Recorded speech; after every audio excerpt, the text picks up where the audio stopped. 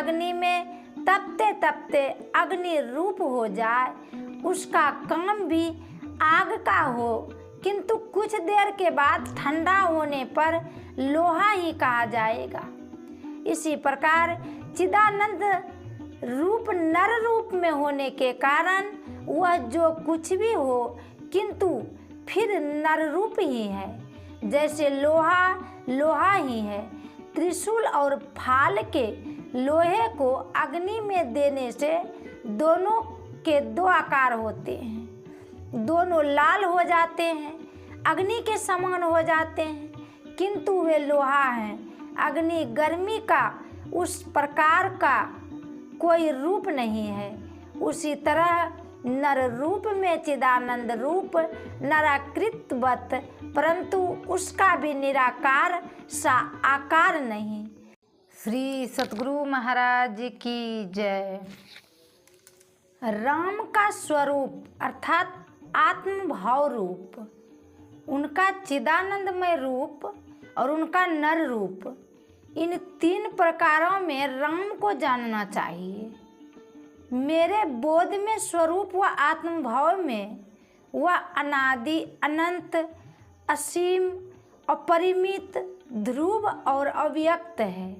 उनका चिदानंद रूप व सचितानंद रूप कथित आत्मभाव से भरा हुआ गतिशील इंद्रियातीत व अव्यक्त विकारहीन तथा उनके दर्शन की योग्यता रखने वाले अधिकारी भक्त से जानने योग्य है, तथा उनका नर रूप उस आत्मभाव से पूर्ण चिदानंदमय रूप से व्याप्त इंद्रिय गोचर हुआ व्यक्त है।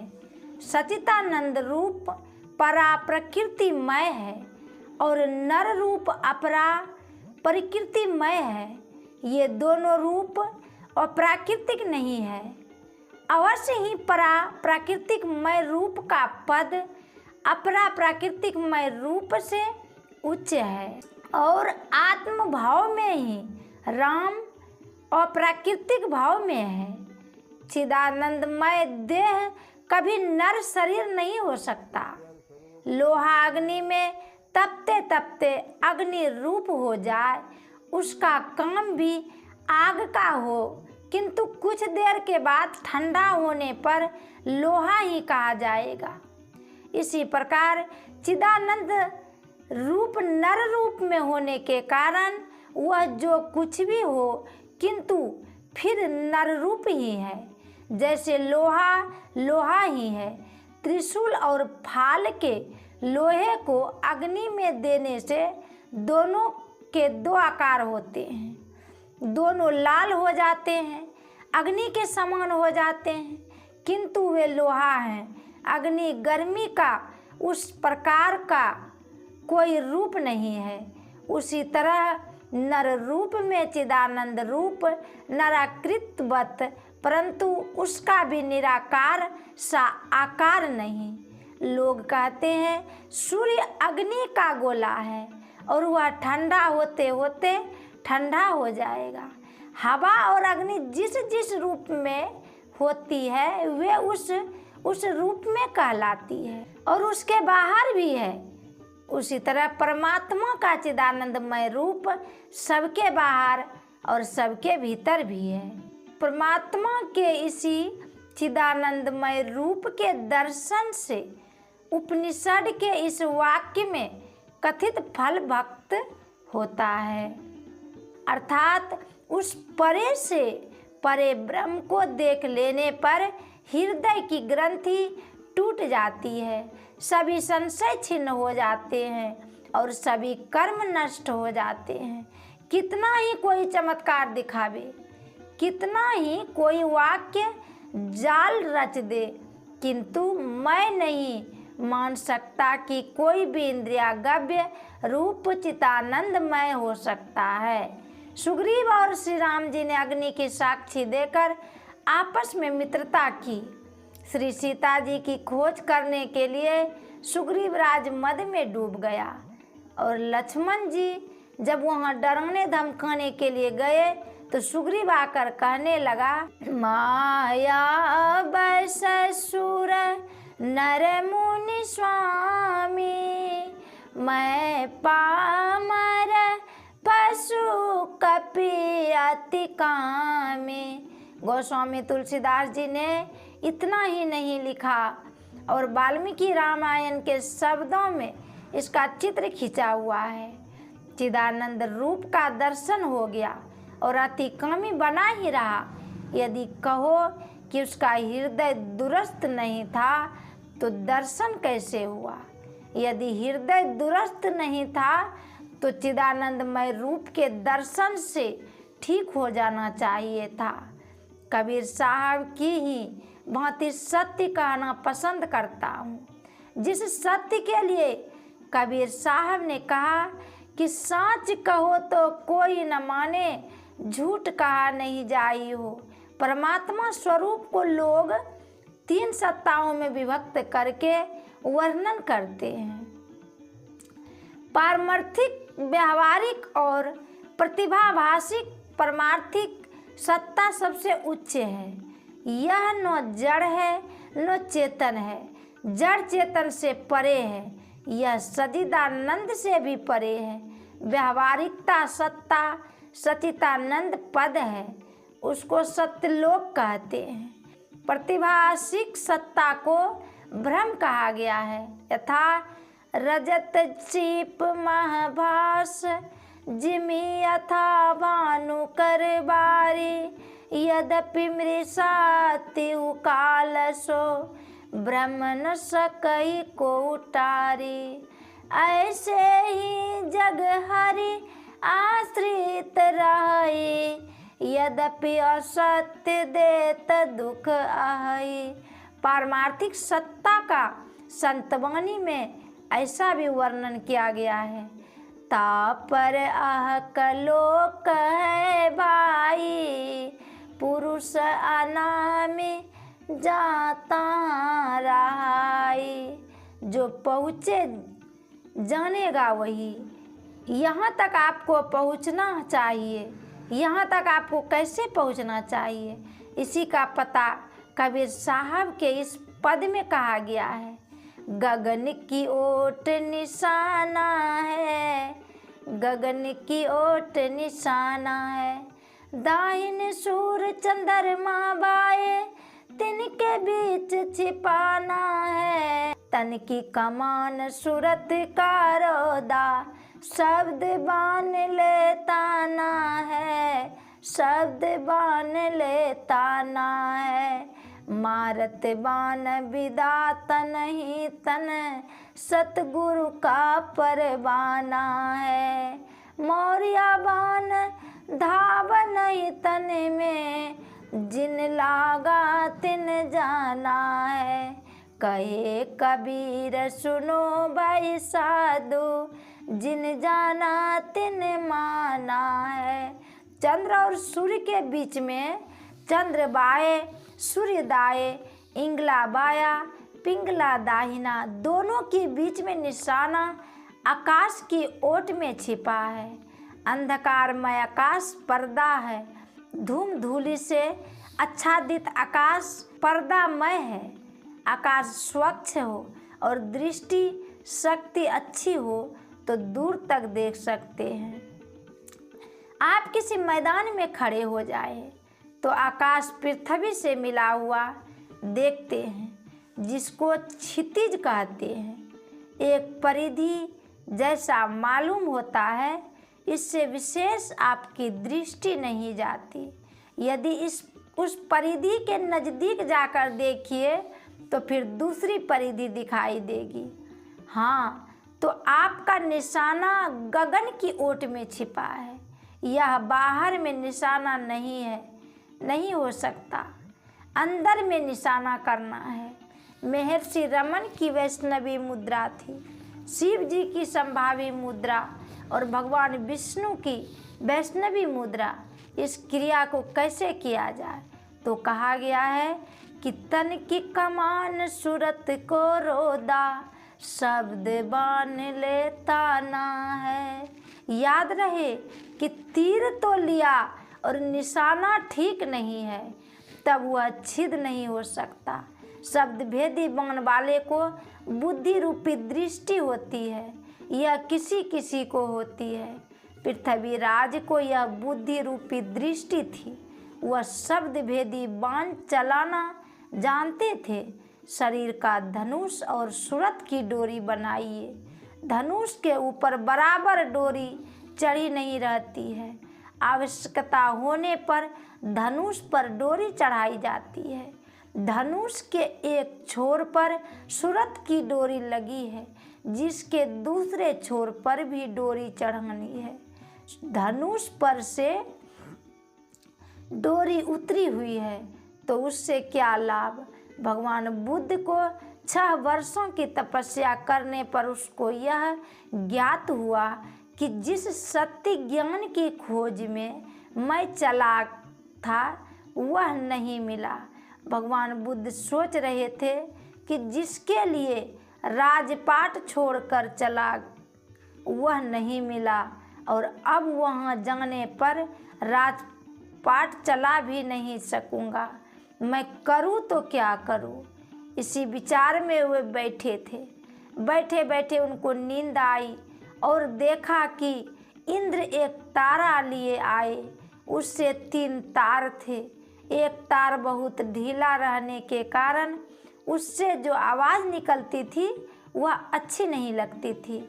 दूसरा तार जो बहुत कसा था, उसके ठास यानी कड़ी और कठोर आवाज़ निकलती थी, और जो मध्य का तीसरा तार था वह यथोचित कसा था, उसकी आवाज़ बहुत मीठी थी। इतने में उनकी नींद टूट गई और उन्होंने समझा कि मैंने तार को बहुत कसा। संसारी लोगों का तार बहुत ढीला होता है, इसीलिए उन्होंने मध्य का मार्ग अपनाया। ढीले तार से कुछ होने का नहीं, यही विषयों की ओर जाता है। विषयों की ओर विशेष वेग होना धनुष की डोरी ढीली होनी है, यह बुढ़ापा में भी ढीला रहता है।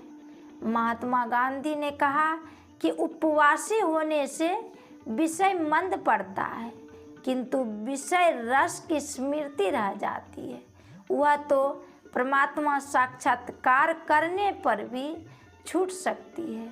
इसीलिए अमा प्रतिपदा या पूर्णिमा किसी दृष्टि से धनुष पर डोरी चढ़ाने का या तार कसने का अभ्यास करो। अमा दृष्टि सबसे सरल है। यह तो इतना सरल और सुखद है कि ध्यान करते हुए लोग नींद में पड़ जाते हैं। तब जो कोई कहे कि आंख बंद करके ध्यान करने से नींद आती है, इसीलिए आंख खोलकर करना चाहिए, तो मैं कहूँगा उनको मालूम नहीं है कि आंख खोलकर ध्यान करने से भी औंधी आती है। संतों ने आंख बंद करके ध्यान करने कहा है। आंख कान मुख बंद कराओ, अनहद झीना शब्द सुनाओ, दोनों तिल एक तार मिलाओ, तब देखो गुलजारा है।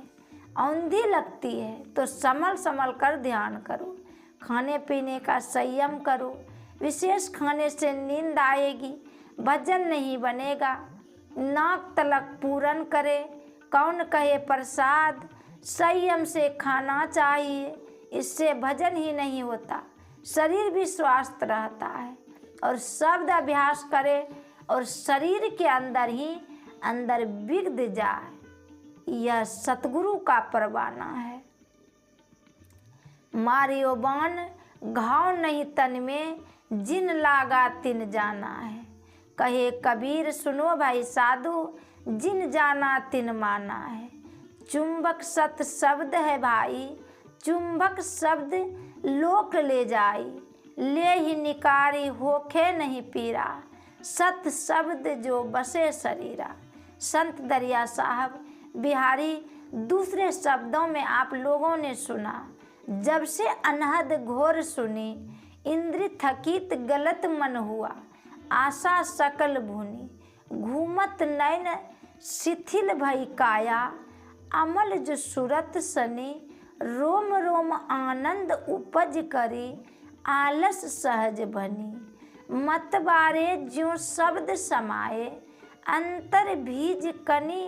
करम भरम के बांधत छूटे, दुविधा विपत्ति हनी। आपा बिसरी जगत हूँ बिसरो, कित रही पाँच जनी। लोक भोग सुधि रही न कोई, भूले ज्ञानी गुनी।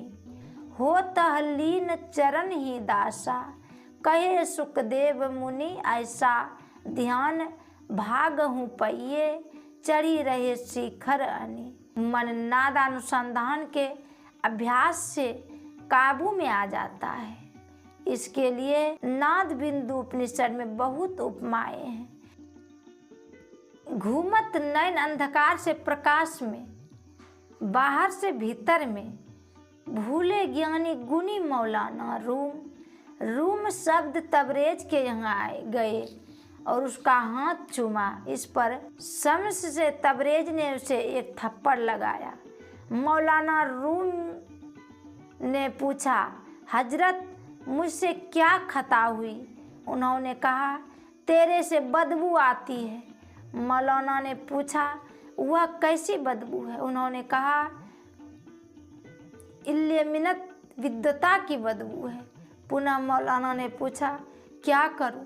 उन्होंने कहा, कुएं में डाल ज्ञान का तर्क वितर्क सभी छोड़कर भजन करो, मुंह बंद करो, मन बंद करो, तब भजन ठीक ठीक बनेगा।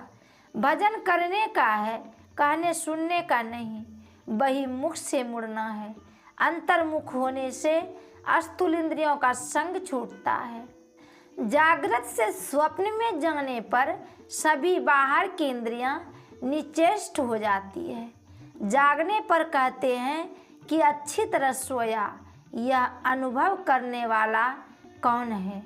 कितना भी कोई नींद में हो, शरीर को कोई किसी तरह डुला दे तो जग जाएगा। कुंभकर्ण तक की नींद टूट जाती है। जब कुंभकर्ण साधारण तरह से जगाने पर नहीं जगा, तब जैसे बैल से धान वगैरह दौनी करते हैं, वैसे ही कुंभकर्ण की नाक में खुट्टा गाड़कर हाथी को चलाया गया, तब उसकी नींद टूटी। इस तरह दृष्टि की खुट्टी गड़ जाए तो नींद नहीं आएगी। इस संसार में जागृत अवस्था में रहने पर दूर दूर तक देखते हैं। अच्छी जगह भी है और बुरी जगह भी है। उसी तरह तुरीय अवस्था का मैदान दूर तक है और इसमें ऊंचे ऊंचे स्थान भी है। बुरी जगह भी है। बुरी जगह वह है जिसमें रिद्धि सिद्धि प्रेरित करके माया में गिराती है। जो इसमें फंस गया वह ऊपर नहीं उठ सकता।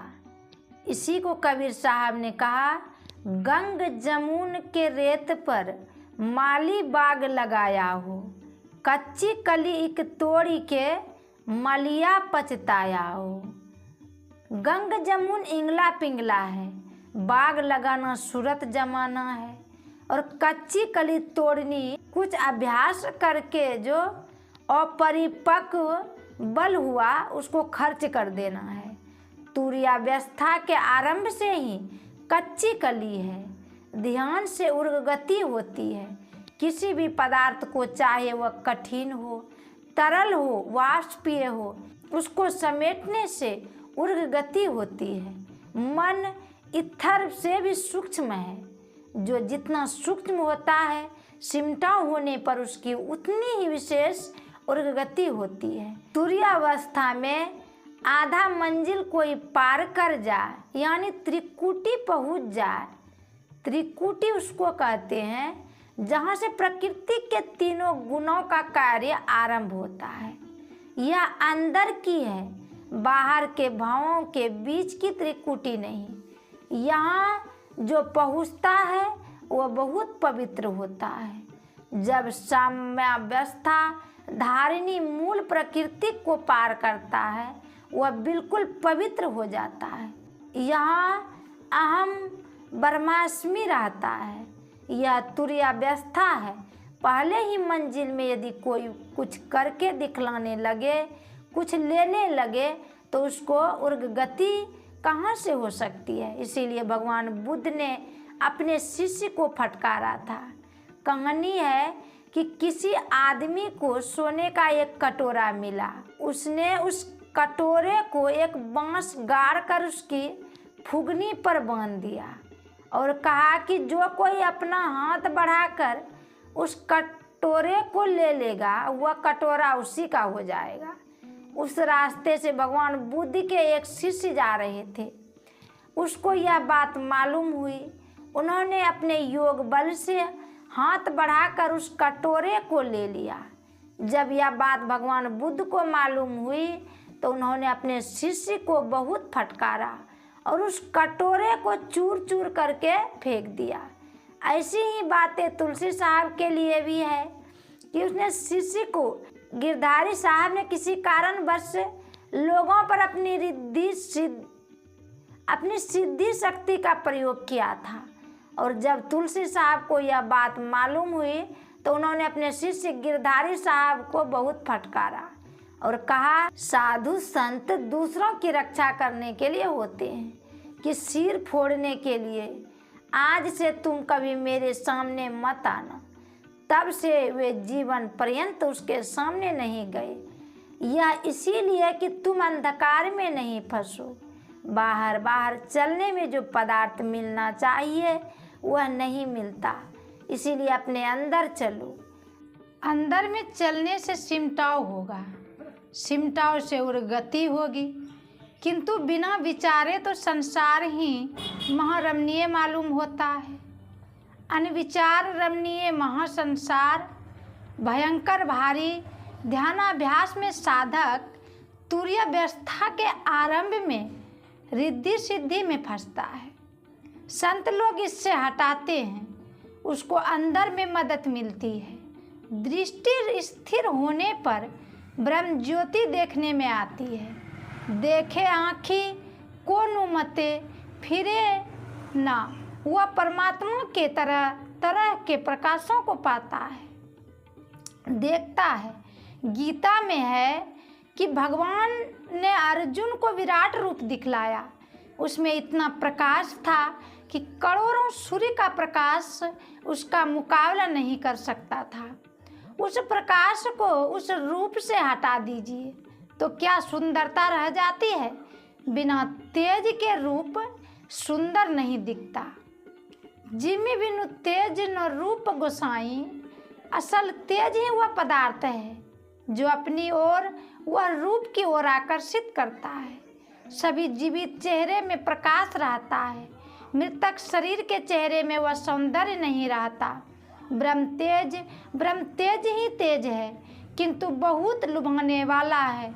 यह अवलंब मिलता है, जिसको यह अवलंब मिलता है वह उधर ही टन खींच जाता है, इधर नहीं आता है। दूसरा अवलंब शब्द का होता है। सृष्टि का स्थूल या सूक्ष्म कोई भी मंडल हो, बिना शब्द के नहीं है। वहाँ के शब्द को सुनने वाला वही होता है जिसकी दृष्टि प्रकाश में पहुँच गई है। जहाँ जाओ कि सुन सको, वहाँ तक पहुँचने के लिए दृष्टि योग चाहिए। शब्द का सहारा इतना उत्तम है कि कहा नहीं जाता। शोक से मुरझाया हुआ आदमी है तो उसको ऐसे ऐसे शब्द सुनाए जाए जिससे वह मुरझाया हुआ नहीं रहे, वह प्रसन्न हो जाए। शब्द में 4 गुण है। ऊपर का शब्द नीचे दूर तक जाता है, नीचे का शब्द ऊपर दूर तक नहीं जाता है। अपने उद्गम स्थान पर खींचता है और अपने स्थान के गुण को लिए रहता है। उस शब्द को जो कोई सुनता है वह गुण उसमें हो जाता है। सिनेमा नाटक आदि देखते हैं तो उसमें शोक का दृश्य देखने से शोकित और हर्ष के दृश्य को देखकर हर्षित होते हैं। आप जिस शब्द को पकड़ना चाहे उसे पकड़िए, उसके केंद्र पर पहुँचिएगा। जिस जिस शब्द को पकड़ा जाएगा वह शब्द अपने केंद्र में केंद्रित करावेगा। सच्चिदानंद पद मंडल के केंद्र से जो शब्द आता है वही राम नाम, ओम आदि नाम है। उस शब्द से जो खींचा जाएगा वह परम धाम में पहुँचेगा। जिस विषय को विशेष सुनिएगा उस ओर आकर्षण होगा। कौरव लोगों ने चाहा कि पांचों भाई पांडवों को किसी तरह अपने राज्य से बाहर करना चाहिए। कौरवों ने विचारा कि उन लोगों को काशी भेजा जाए, किंतु स्पष्ट रूप में उन लोगों से यह बात कहने में सभी सकुचाते थे। अंत में कौरवों ने अपने में वह परामर्श किया कि पांडव जब सभा में आवे तब उसके सामने काशी की विशेषताओं का वर्णन करना चाहिए। सुनते सुनते उन लोगों की इच्छा उस ओर झुकेगी और तब वे लोग स्वयं काशी चले जाएंगे। बात ऐसी ही हुई। वे पांचों भाई जब जब सभा में आते कौरवगण तब तब काशी की ही चर्चा करने लगे। फलत काशी की विशेष चर्चा सुनते सुनते अंत में युधिष्ठिर का मन उस ओर झुका और वे पांचों भाई काशी चले गए। जिस विषय को आप बहुत सुनिएगा उधर मन फिर जाएगा। इसीलिए हमारे बाबा साहब सत्संग करने के लिए बहुत प्रेरणा देते थे। भजन करते समय सब भूल जाइए, पवित्र मन रखकर ध्यान कीजिए, विषय इस ओर बढ़ नहीं सकता। उपनिषद में भी कहा है, जो पाप कर्मों से निवृत्त नहीं हुआ है, जिसकी इंद्रियां शांत नहीं है और जिसका चित्त असमाहित है या अशांत है, वह इसे आत्मज्ञान द्वारा प्राप्त नहीं कर सकता है। गुरु नानक देव जी ने कहा, सूचय भाड़य साचु समावय, बिरलय सूचाचारी, तंते कऊ परम तंतु, मिलाई नानक शरण तुम्हारी। ऐसी सेवक सेवा करे, जिसका जीव सुआगे धरे। यह भागवत की नद्दा भक्ति में का यह आत्मनिवेदनम है। स्थूल सूक्ष्म कारण आदि शरीरों से अपने को टपाकर रखो, तभी आत्मनिवेदन होगा। शरीर से किसी के सामने साष्टांग गिराना अर्थात में आत्मनिवेदनम नहीं है। जिसको सत्संग से भी प्रेम है वह पशु योनि में नहीं जाएगा। दृश्य सृष्टि का आरंभ बिंदु से होता है। पहले बिंदु, फिर सब दृश्यों की रचना। दृश्य जगत के शिखर पर तब चढ़ोगे जब बिंदु ध्यान करोगे। यह बिंदु दृश्य जगत का बीज है और नाद अरूप और दृश्य जगत का मूल बीज है। कंपन और शब्द दोनों संग संग रहते हैं।